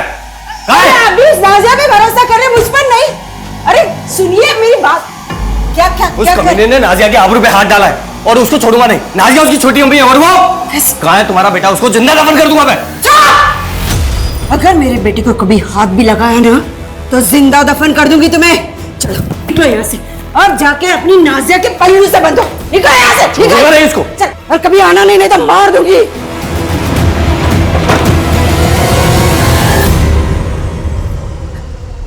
कामिल, कैसा है बेटा तू? कहाँ है? तू ठीक है ना? सर, फॉरेन मिनिस्ट्री सुदीप और काकोली के बेटे कुणाल की एक्टिविटीज को कनाडा में मॉनिटर कर रही है, लेकिन सर उसका ड्रग डील से कोई कनेक्शन नहीं मिल रहा है। ड्रग्स की तस्करी करने वाले आए दिन ऐसे चौंकाने वाले तरीके इजाद करते रहते हैं। Air travel, train travel, road travel, हर रूट पे इनकी पकड़ होती है। ये 90% माल इसी तरह से पूरे देश में डिस्ट्रीब्यूट हुआ होगा। इस बार हमें सिर्फ माल नहीं ढूंढना है, बल्कि इस चेन को फैलाने वाले किंग पिन को भी तो पहुंचना है। तो मुकेश और बबलू की तलाश तेज कर दो, और जितने भी पेडलर, जितने भी डिस्ट्रीब्यूटर्स पिछले 3 महीने में पकड़े गए हैं, उनसे नए सिरे से पूछताछ करो। सर, इन सबको बहुत ब्रूटली मारा गया है। किसी की बॉडी पे 9 स्टैबिंग मार्क्स है, किसी की बॉडी पे 11, किसी की बॉडी पे 15, और साहिल की बॉडी पे तो सर 19 स्टैबिंग मार्क्स है। और इस लड़की की पहचान भी अभी तक पता नहीं चली हमें। सर, इस लड़की की बॉडी पे एक स्ट्रेंज चीज नोटिस करने वाली है। इसके पेट में कई सर्जरी के निशान हैं। ऐसा लगता है इसका 2-3 बार ऑपरेशन हुआ है। डिलीवरी वाला ऑपरेशन? नहीं सर, डिलीवरी वाला नहीं। इसने कभी बच्चा पैदा नहीं किया, लेकिन ऐसा लगता है जैसे इसे कोई बीमारी हो, ट्यूमर हो, एनीथिंग। इसे ऑपरेशन करके निकाल लिया गया। अच्छा, ये सर। हाँ हाँ बोलो सर। मानव के सीडीआर में गुरुवंश का नंबर मिला है। जिस चौथे विक्टिम की पहचान नहीं हो पाई थी, अब उसकी पहचान हो गई है। सर, इसका फोन पंजाब के पटियाला के एड्रेस पर रजिस्टर्ड है। तुरंत पटियाला जाओ। और ये शालू के बारे में कोई लीड? नहीं सर, लेकिन शालू के सीडीआर में जो फेक आईडी का नंबर मिला था, वो नंबर मैंने उसके पति रोहन को दिखाया, तो उसका कहना है कि वो नंबर शालू के मोबाइल में प्रवीण के नाम से फीड था। मतलब वो भी इस बात को मान रहा है कि शालू का अफेयर किसी प्रवीण नाम के लड़के से चल रहा था? लेकिन सर, प्रवीण को शालू के साथ किसी ने देखा नहीं। हो सकता है कि रोहन हमें अभी भी घुमा रहा होता। और इसमें ना टिफिन रख दिया है मैंने, अरे यहाँ से खा लेना, ठीक है?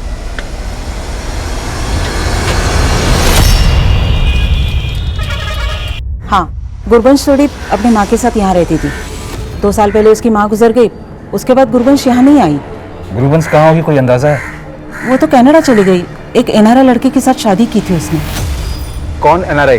वो तो मालूम नहीं सर। सर। यस कला। सर, सुदीप ने जो कुलजीत और राजेश के फेक आईडी और नंबर्स दिए थे, उसमें से राजेश की आईडी के सीडीआर मैंने चेक किए हैं। सर, उसमें बाकी आईडीज तो फेक हैं, लेकिन एक नंबर मिला है शालू गुप्ता का। Shalu Gupta? Yes sir. Sir, उसे रायपुर पुलिस भी ढूंढ रही है। सुदीप के शिपमेंट पकड़े जाने के 10 दिन बाद 5 मर्डर हुए थे सर। सर, उसमें से एक थी कादम्बरी। कादम्बरी शालू गुप्ता की सिस्टर है, और सर शालू इस केस में प्राइम सस्पेक्ट है। ये फेक आईडी का नंबर तो हमने शालू के सीडीआर में भी नोटिस किया था। शालू के पति ने हमें बताया था कि शालू के फोन में ये नंबर प्रवीण नाम से फीड था। और राजेश की तरह ये नाम भी फेक होगा। और अब ये फोन एक ऐसा क्रिमिनल इस्तेमाल कर रहा है जो हजारों किलो ड्रग्स की तस्करी में इन्वॉल्व है। क्या शालू का ऐसा कोई कनेक्शन मिला? नहीं, वो तो अपनी बहन कादम्बरी की गारमेंट शॉप में पार्टनर थी जिसका मर्डर हुआ था। और ऐसे 4 मर्डर्स और हुए। शालू के अलावा कोई और सस्पेक्ट? हमारा सस्पेक्ट उस बंगलों का मालिक मनोहर भी है, और शालू के पति रोहन पे भी हमारा शक है। लेकिन रिसेंटली हमें यह पता चला है कि साहिल का बेटा कामिल भी गायब है, जो उसकी पहली पत्नी आसमा से था। साहिल के फादर ने हमें आसमा के बारे में नहीं बताया, बल्कि उसकी दूसरी पत्नी नाजिया के बारे में ही बताया था। हमने नाजिया से इंक्वायरी की तो उसने बताया कि कामिल ने उसका रेप किया था, और आसमा का कहना है कि नाजिया के आरोप झूठे हैं। लेकिन ये कामिल अभी भी गायब है, और उसकी अम्मी, नाजिया और इमाम, ये सब लोग हमारी रडार पे हैं। पर ड्रग से जुड़ा हुआ कुछ भी अभी तक इस केस में पता नहीं चला है। कबीर को छोड़ के बाकी लोगों के सीडीआर में एक दूसरे के नंबर हैं। ये सारे लोग एक दूसरे को जानते थे। इतना पता चला है कि गुरवंश और मानव लिव इन पार्टनर थे, लेकिन गुरवंश के नेबर्स ने बताया कि गुरवंश की शादी एक एनआरआई लड़के से हुई थी। और एक खास बात, ये साहिल एक कैब ड्राइवर था, लेकिन इसके पास एक और कैब थी जिसे इसका बेटा कामिल चलाता था। और कामिल अब एक कैब के साथ गायब है। अगर आपको कामिल या शालू किसी के बारे में कोई भी लीड मिले तो हमें जरूर बताइएगा। फिलहाल हम शालू के पति रोहन से मिलना चाहते हैं। सर देखिए, मैं मानता हूँ कि मेरी बीवी शालू का परवीन से अफेयर था, लेकिन सर मुझे नहीं लगता कि उसका कुछ ड्रग से लेना देना था सर। फिर भी उस क्रिमिनल से उसकी बातें तो होती थी। उस परवीन या वो जो भी है उसके बारे में कुछ भी जानते हो तो अभी बता दो। सर मैं कुछ नहीं जानता हूँ, मैं सच कह रहा हूँ। सुदीप द्वारा लिए गए 2 नाम राजेश और कुलदीप अभी भी एनडीसी के लिए रहस्य बने हुए थे, और अब शालू के पति ने किसी प्रवीण का नाम ले लिया था। लेकिन ये कौन थे, कहां थे, इसका कोई सुराग नहीं था। लेकिन जल्दी ही एनडीसी ने ड्रग डीलर बबलू और उसके दोस्त मुकेश को पकड़ लिया था। लेकिन वो भी इस धंधे की बहुत छोटी मछली थे, जिन्हें अपने ऊपर वालों का अता पता नहीं था। सुदीप के पकड़े जाने के बाद एनडीसी उसके जैसे कई इंपोर्टर्स की डिटेल निकाल रही थी, और ये 1000 किलो से लेकर 1500 किलो तक ड्रग का आंकड़ा कई गुना बढ़ने वाला था। वहीं कादम्बरी, साहिल, गुरवंश और मानव की हत्या का राज और भी गहराता जा रहा था। सर, रायपुर पुलिस ने बताया था कि गुरबंश की शादी एक एनआरआई लड़के से हुई। मैंने पासपोर्ट विभाग जाकर उसके पासपोर्ट की डिटेल ली, लेकिन उसके पति के बारे में कुछ मालूम नहीं चला। हाँ, पिछले 2 सालों में गुरबंश को 21 कंट्रीज का ट्रैवल वीजा मिला। 2 साल में वो 21 कंट्रीज में गई। गुरबंश के पोस्टमार्टम से पता चला था कि उसकी बॉडी पर 2-3 ऑपरेशंस के निशान थे, लेकिन उसकी किसी बीमारी के बारे में पता नहीं चला था। सर, आपको लगता है कि गुरबंश ड्रग कैरियर हो सकता है। ड्रग्स के डिस्ट्रीब्यूशन में अक्सर ऐसे कैरियर का इस्तेमाल किया जाता है। सर, अगर गुरबंश ह्यूमन कैरियर थी तो फिर इसमें शालू का क्या रोल होगा, क्योंकि वो उस क्रिमिनल के टच में है जो ड्रग्स दिल्ली लेके जाता है पोर्ट से। हो सकता है सब के सब ड्रग्स के धंधे से जुड़े हों, और ये जो मर्डर है ये हो सकता है किसी पर्सनल ग्रज की वजह से हुआ हो। कादम्बरी, कबीर, साहिल, शालू, इन सब के पिछले 1 साल की ट्रैवल की हिस्ट्री निकालो। सर,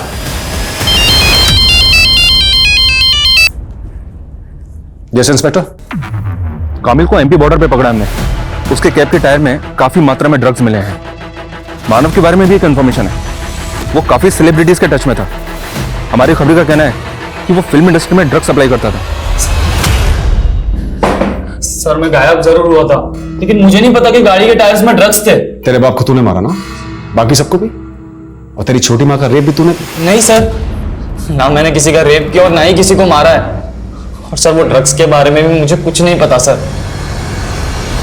सर, हमने साहिल, कादम्बरी और शालू की ट्रैवल हिस्ट्री चेक की है। पिछले 7 महीने में साहिल ने कम से कम 1 लाख किलोमीटर का ट्रैवल किया है, वो भी अपनी कैब से, इंडिया के लगभग हर एक स्टेट में। इसका मतलब कैब सर्विस के नाम पर वो भी एक ड्रग कैरियर है। सर, शालू की कोई ट्रैवल हिस्ट्री नहीं मिली है, लेकिन कादम्बरी पिछले 2 साल में कम से कम 200 बार दिल्ली गई है, यानी वो हर हफ्ते दिल्ली जाती थी। हाँ सर, कादम्बरी दी अक्सर दिल्ली जाया करती थी। सर, अब किस काम से जाती थी वो तो नहीं पता है, लेकिन सर वहाँ कोई फकीर बाबा है जिन्हें वो बहुत मानती थी। कौन फकीर बाबा? कहाँ रहते हैं ये तो मुझे भी नहीं पता, लेकिन दिल्ली में कोई तुकमान गेट के पास कोई रहमान गली जहाँ वो रहते थे। सर, वहाँ से वो ताबीज़ लाती थी, और इनफैक्ट वो ताबीज़ तो उन्होंने हमें भी दिया था। ये देखिए, ये ताबीज़ हम देख सकते हैं, इफ यू डोंट माइंड? जी सर, श्योर। Thank you.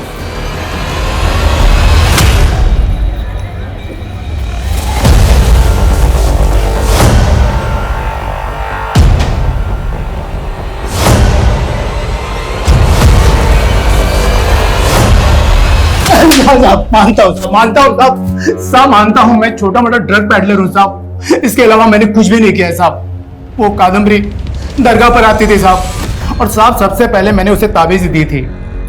फिर पता नहीं कैसे कहाँ से उसका कुछ फायदा हो गया तो मुझ पर भरोसा करने लगी, और सब पैसों के लिए ना वो कुछ बड़ा करना चाहती थी। और फिर मैंने उसे एक ऑफर दे दिया साहब। कैसा ऑफर? वो जहाँ से मैं ड्रग्स खरीदता था ना साहब, तो उसके मालिक को ना ड्रग्स को यहाँ से वहाँ करने के लिए आदमी लगते रहते थे। मैंने कादम्बरी को उनसे मिला दिया और कादम्बरी की वहाँ पर अच्छी सेटिंग हो गई साहब। कौन है वो आदमी जो कादम्बरी को माल देता था? वो सब लोग उसको भाईजान भाईजान कहते हैं साहब। बाकी न तो मुझे उसका नाम पता है और ना ही ठिकाना साहब।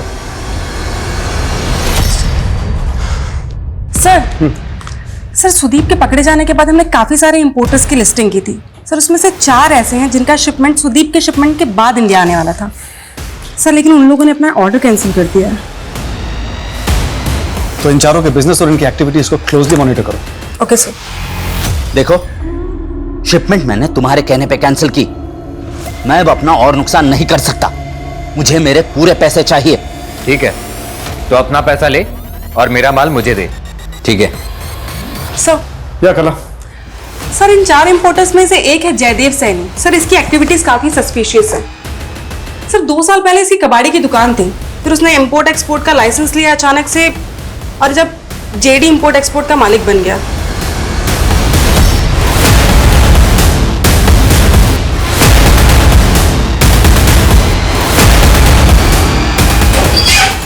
थैंक यू, तुम्हारा माल निकल रहा है।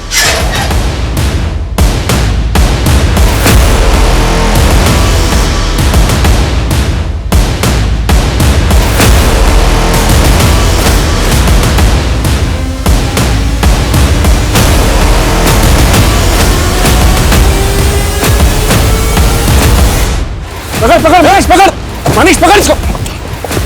माल जहां जा रहा था वहीं चल। समझदारी दिखाई तो खोपड़ी खोल दूंगा। लेके चलो उसको।